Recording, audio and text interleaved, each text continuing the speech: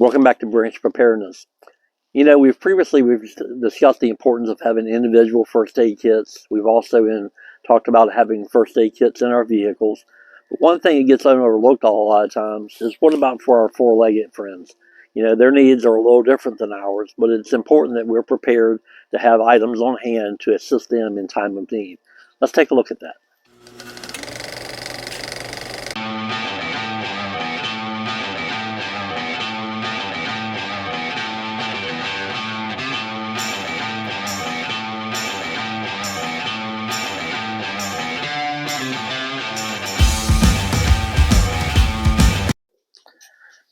In previous videos, we mentioned the importance of having our own individual first aid kits. We also mentioned about the importance of having a first aid kit set up in our vehicles.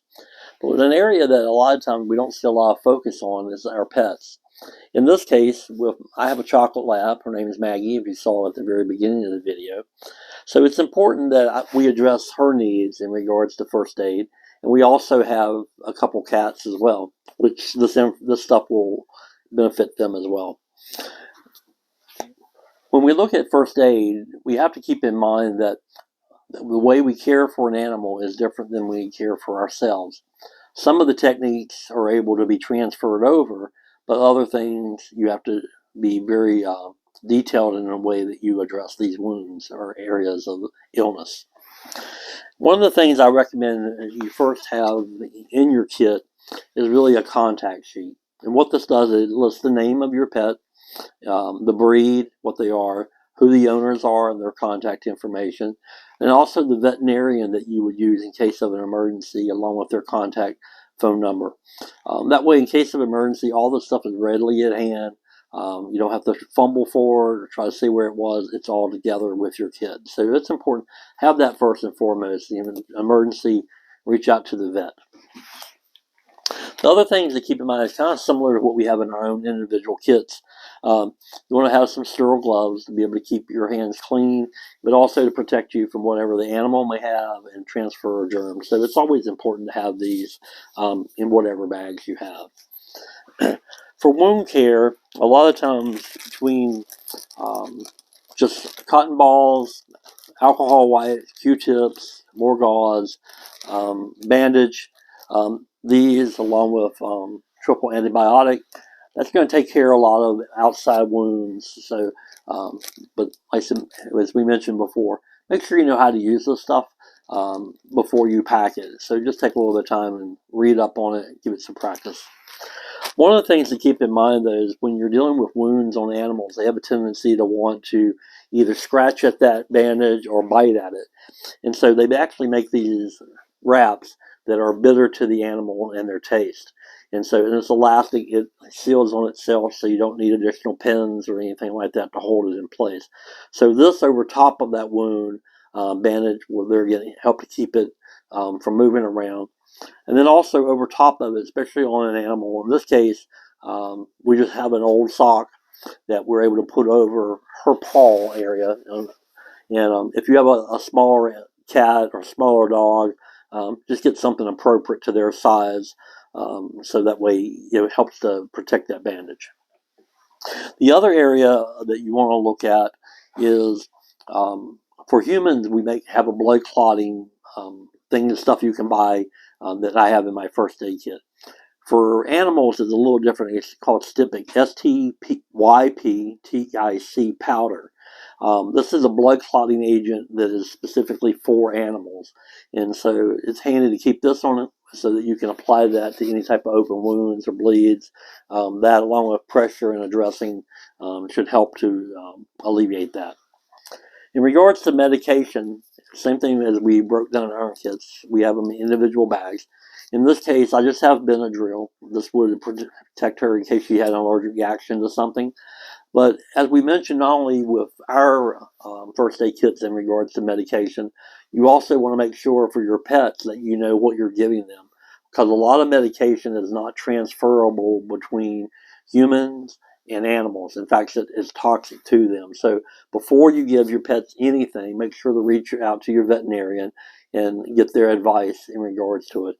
Benadryl is something that's okay to do, so that's why I have that in there in case of that. Also, we have tweezers in case for ticks or anything we can get down. Also, something handy to have is a little bottle of Dawn dishwashing liquid, as you've seen on TV so many times with oil spills when they're washing the ducks or the birds because they've got oil in their fur or feathers. This is good for cleaning. It's not harmful to them in regards to that way of being used. So I have a little bottle of that. The other item is this is hydrogen peroxide. A lot of time with animals, they use their mouths for a lot of things, including eating, which in that case they could swallow or bite into something that is harmful to them, or they've swallowed something. So with that, along with a syringe, you want to be able to cause them to throw up whatever they've ingested. Now, you have to kind of go by what your animal's weight is. So you just can't give this without knowing. So there again, make sure before you use any of the stuff on any of your pets, get training, get the knowledge of what's acceptable to your knowledge and your skill set, but also for your pet. So this is more than what I would ever use in regards to inducing her to vomit, but that's for this purposes in regards to that. Last but not least, something to have on hand with your pets is some sort of muzzle. This is in case of a real emergency. You don't want them to address their wounds that they have. This will obviously stop them from doing that. Also from biting because they're upset or they're afraid. But when you're using a muzzle, one of the things you want to do is get them used to it.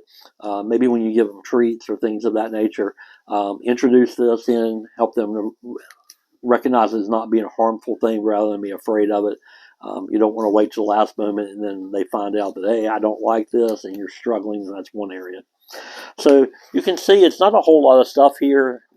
This kit, working in conjunction with what is already in my individual first aid kit, is very handy. Another item before I close out, I'd recommend that you put on your phone, which is a very handy app.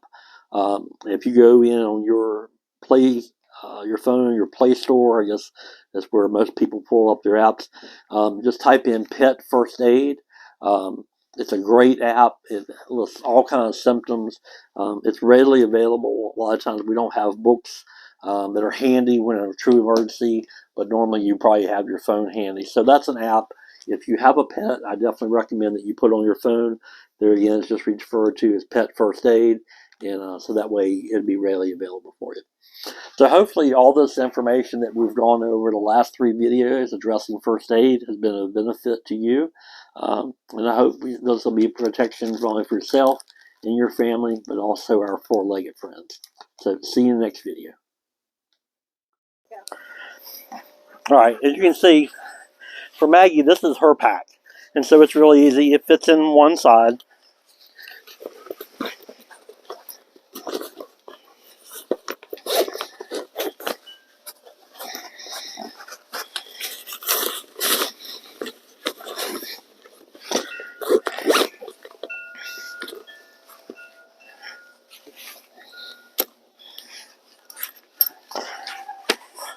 So as you can see, not a big deal. She carries her own stuff. So get out with your pet, protect them and yourselves. Have fun. Come